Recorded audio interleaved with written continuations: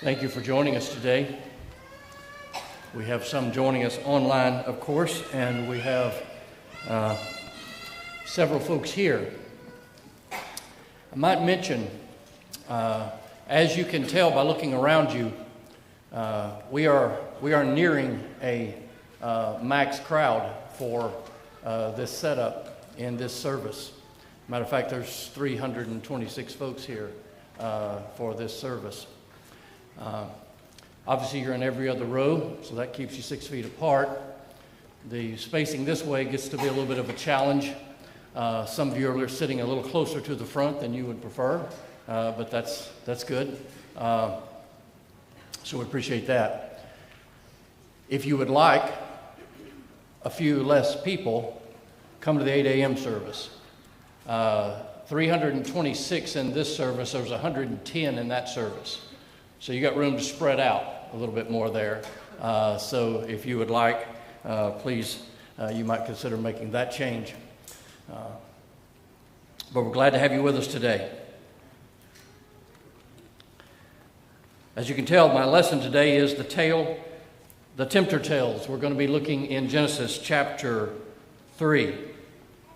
So you might turn there with me if you would.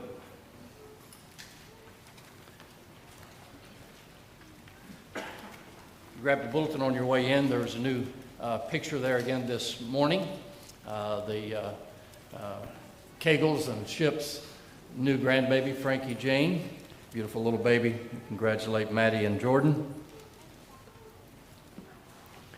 If you're there with me in Genesis chapter 3, I want you to read along with me.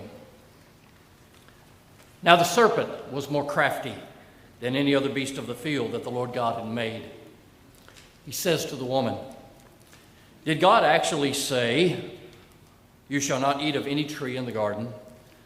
The woman said to the serpent, "We may eat of the fruit of the trees in the garden, but God said, 'You shall not eat of the fruit of the tree that is in the midst of the garden, neither shall you touch it, lest you die.' But the serpent said to the woman, 'You will not surely die, for God knows that when you eat of it, your eyes will be opened, and you will be like God, knowing good and evil.'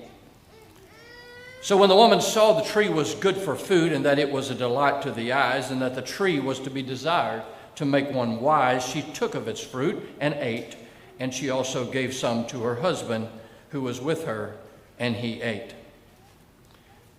Then the eyes of both were open, and they knew that they were naked, and they sewed fig leaves together and made themselves loincloths." We have some things we want to say out of this text today, but just a couple of observations apart from that. One is the lesson: don't eat everything somebody hands to you. Just not a good idea. Second one, a little more significant than that. I think we all know that the most productive and the most successful lies always have a grain of truth in them. They're always based on some truth. You see, an out-and-out, bold-faced lie is recognizable as such very quickly, generally. We hear it and we just think, who would believe that? But one that entraps us is the one that's based in truth, but is just not fully based in truth, doesn't tell the whole truth, if you will. And that's the case here. Notice verse 7 again. Then the eyes of both were opened. They knew that they were naked.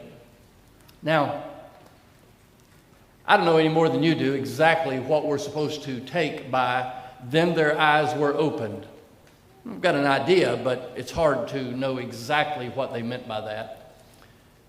And we ask the obvious question: did they not realize that they were naked? Well, obviously they realized that they were the way they were, but they didn't see it that way until now. Now notice what the tempter had said. He said, God knows that when you eat of this tree, your eyes will be opened. Their eyes were opened. There's some truth in the lie. We need to understand that. There's always some truth in the lie. Now, it's not a complete truth. Notice the promise that Satan had made, or the statement he had said about this. For God knows that when you eat, I'm in verse 5, God knows that when you eat, your eyes will be open, and you will be like God, knowing good and evil. I think most of us would fully understand and would not debate even for a moment that we are not like God and we do not understand good and evil the way God understands good and evil. It was a lie. Yes, it was a lie. When you get into the New Testament, Jesus in the wilderness, Matthew chapter 4, it says, and the tempter came and said to him, and he challenged him on 3 different fronts. The tempter came and he said to him. If we'll be honest, the tempter comes and says to us. Paul used the phrase again, 1 Thessalonians. He had talked about the fact that he was longing to hear how they were doing. He longed to hear how things were going for them. And he says he wanted to hear, verse 5, chapter 3, for fear that somehow the tempter had tempted them. He was afraid that maybe the tempter had gotten to them. Occasionally it's us, sometimes it's other people, and we realize that the tempter got to them. I want to suggest to you 3 things the tempter tries on us.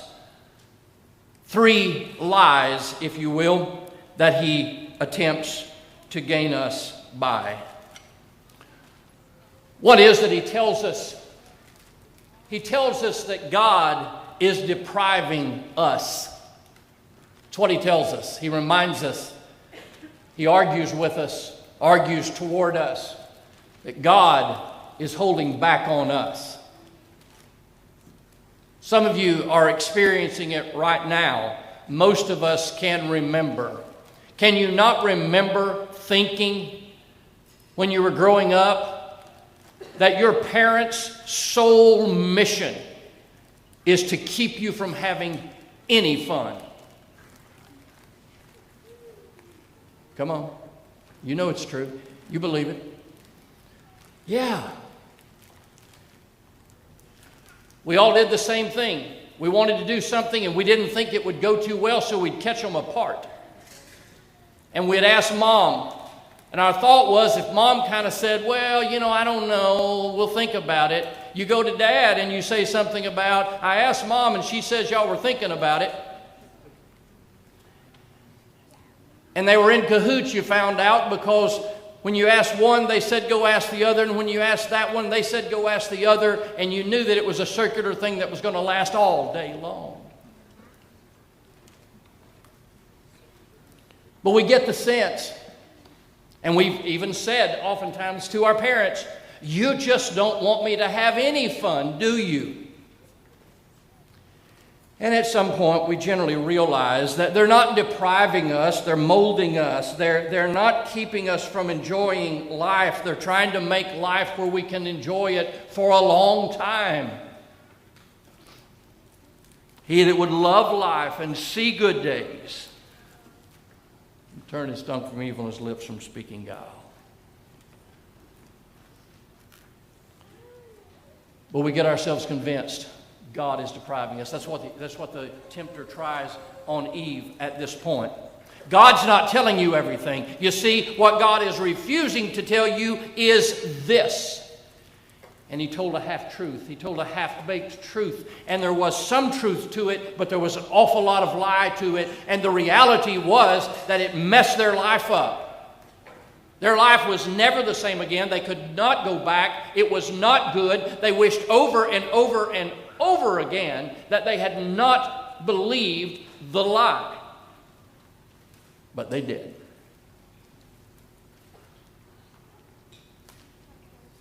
Second thing the tempter tells us, he convinces us that anything I want, or at least he uses this reality, I maybe should say.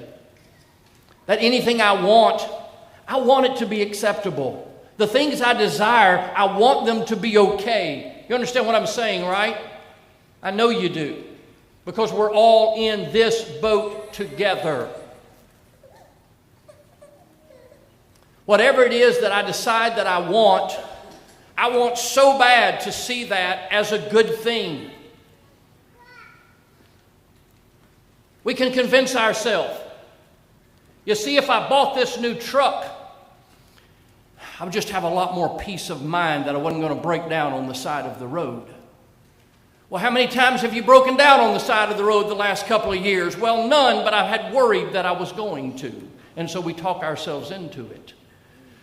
You see, we really need this new house because, well, we just need it. It'll offer things that we didn't have before, and we convince ourselves that we actually need it, and it might be okay, but we convince ourselves that whatever we want, we actually would be benefited by, and it's actually a really good thing. It's just the nature of things. You see, the desire for something encourages me to lie to myself. Oh, and when I start lying to myself, then I'm really in trouble. You ever lie to yourself? Oh, yes, we do. And the desire for anything encourages us to tell ourselves that it's a good thing and to convince ourselves that we really need that. So I was showing TV the other day, and the guy that's the host of the show, and it's one of the few reality shows that I do actually watch on occasion. And he's building things, and he makes the statement. He says, "People don't come here for what they need." He said they come here for what they want. And I like that because he's being honest about it. You don't need the stuff we're doing for you, he says. You don't need it at all, but you want it, and we're providing it. In reality, that's sort of the devil's line, isn't it? It sort of is. It sort of is. We need not deny the reality that Satan, his effort is to invade our hearts. It's what he's out to do. The third thing the tempter says to us, it's obvious in this text as well of Genesis chapter 3. And we convince ourselves sometimes that this is what I want, this is who I am. That's especially true these days of sexual sin. Sexual sin more than others, though other things apply here as well. Somehow the world tries to convince us that what we desire is who we are. And the reality is the only option that we have left to us is to give in to those desires and admit that that is who I am. And the reality is we only, notice the consistency, we only apply that to sexual sin, nothing else. No one's ever built the argument. Well, you see, what I really want to do is to take your stuff. And what I'm really tempted to do is to take your things and bring them to my house. Or to a pawn shop, whichever one's closer. And that's just who I am. So why are you denying me being who I am?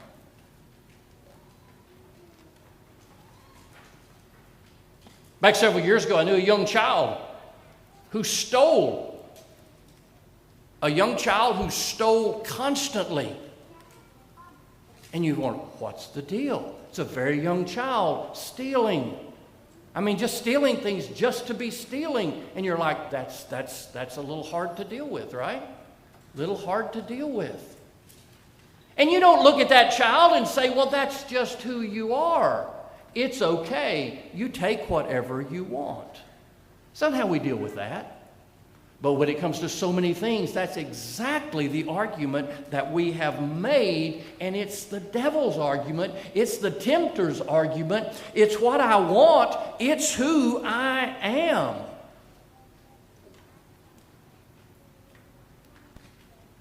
You see, the reality is we are not to be defined by our desires. Sin has always been something that we struggle to overcome. Temptation is seen as that. It's an attack by Satan on me, striving to invade my heart and striving to invade my life. And I am going to resist against it because what he's telling me is the case. I know not to be the case because so far every time he's lied. C.S. Lewis talks about the struggle in words that you just have to appreciate. He says, no man knows how bad he is until he's tried very hard to be good. He's already got me, right? No one knows how bad he is until he's tried very hard to be good. A silly idea, he says, is current that good people do not know what temptation means. This is an obvious lie. Only those who try to resist temptation know how strong it is. You find out the strength of the wind by trying to walk against it, not by lying down. We never find out the strength of the evil impulse inside us until we try to fight it.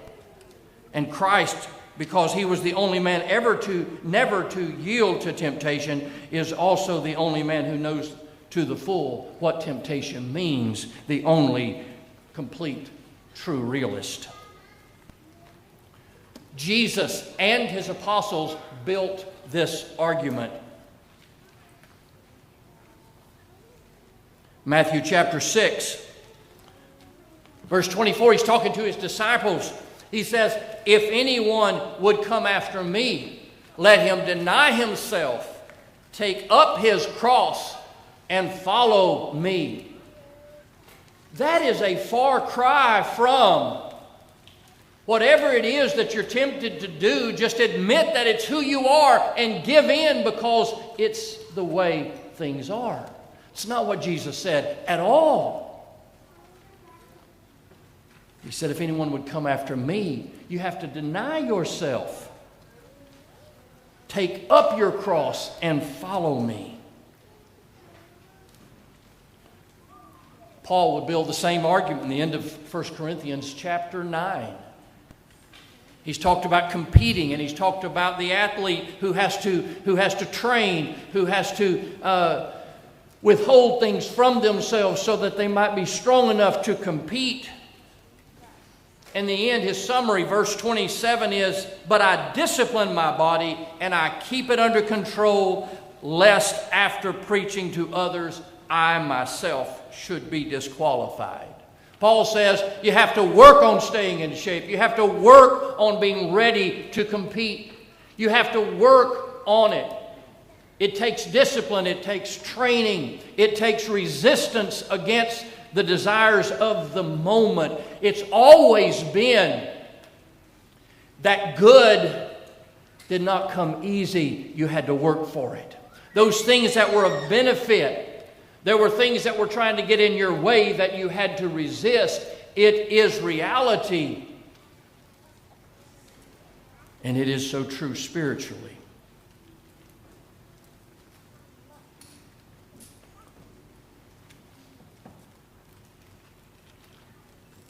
Go back into Genesis chapter 3. Before you hit to 3, go to 4. You see the very next chapter. The choice that we have, the decision that is left to us, is stated so simply. Cain and Abel brought their offerings. Abel's offering was acceptable to God. Cain's was not. Cain is angry. The Lord says to Cain, verse 6, why are you angry and why has your face fallen? If you do well, will you not be accepted?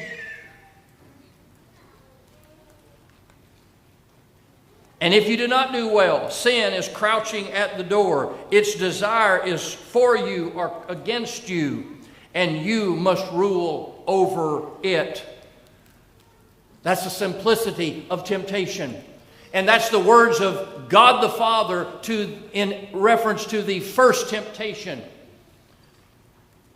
Genesis chapter 3 is about more than Adam and Eve. Genesis chapter 4 here is about more than just about Cain and Abel. Both of these are lessons in temptations. They're discussions about the cost of sin. And it's God saying, you resist the tempter when he comes. We don't give in and just say that's who we are. It's what I want. I'm going to want it. I can't change that, so I'm just going to give in and take it.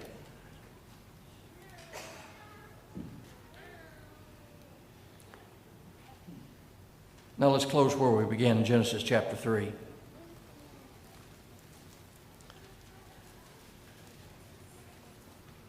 Taryn read earlier from 1 John chapter 2, verses 15 through 17, what we see as the breadth of temptation, the three areas by which we are tempted. John lists it very simply: the desires of the flesh, the desires of the eyes, and the pride of life. King James said, the lust of the flesh, the lust of the eyes, and the pride of life. Three areas. Some things are simply the desire of the eyes. Some things are the desires of the flesh, and some things are the pride of life. And those things that are especially difficult for us are all three. I think you can build an argument. I think it's reasonable to suggest that not all temptations are all three of these things, but some are. And it's probably the explanation as to why some things tempt one person but don't tempt the next person. And if we're not careful, we get very judgmental over the things that tempts you that doesn't tempt me. And I think your temptation and your giving into it is worse than my temptation and my giving into it. And I'll sell mine as acceptable and yours as wrong. If we're not careful, that's how we operate. And the reality is, what tempts you may not tempt me, and what may tempt me may not tempt you. But it doesn't make us that much different. It just makes us having to deal with different things. But I would argue that in each of us, there are some things that hit all 3 points. They hit the triad, if you will, the temptation triad, because they are things that appeal to our flesh. They are things that appeal to our eyes and to our mind. And that's exactly what is stated in Genesis chapter 3, verse 6.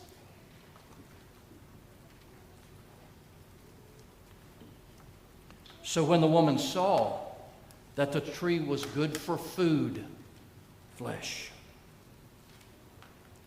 and that it was a delight to the eyes, check number 2, and that the tree was to be desired to make one wise, the full triad. You see, when all 3 apply, resistance becomes very difficult.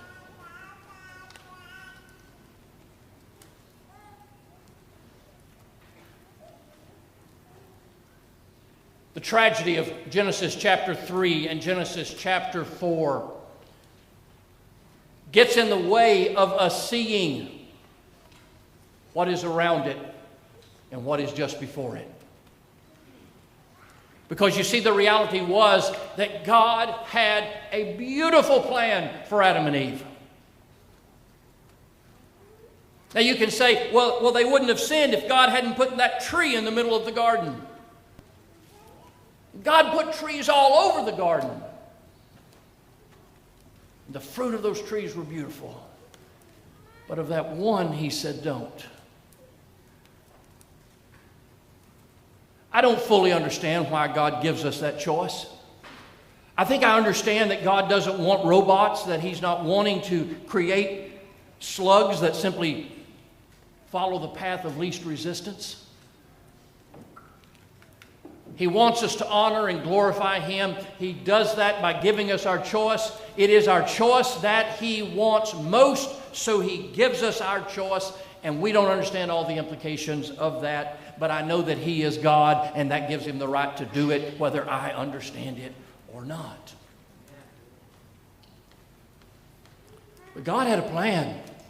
God put Adam and Eve in the midst of paradise. And their only job was to tend the garden. You might think, well, have you seen my garden lately? Tending is not the operative word here. You need machetes. But notice the implications of the fall is that that's when the problems came. That's when the thorns and the thistles came. That's when the weeds came. They were in paradise. And that was God's plan for them. So don't go to Genesis chapter 3 and chapter 4 and accuse God of being evil. That's what Satan did. God had a wonderful plan for them. God has great possibilities for every one of us. And our job is to learn to resist when Satan comes along and when Satan starts saying the things that he says. God's provisions have always been marvelous and wonderful. And we see them and we understand them and we appreciate them when we're aligning our lives with His way. As we stand and sing this song of encouragement this morning, this may be a day of decision for you. This may be a day of recommitment for you. This may be a day where you need to be unburdened. Whatever you need to bring before this church family, to bring before your elders, to bring before your God, we'd invite you to come as we stand and as we sing.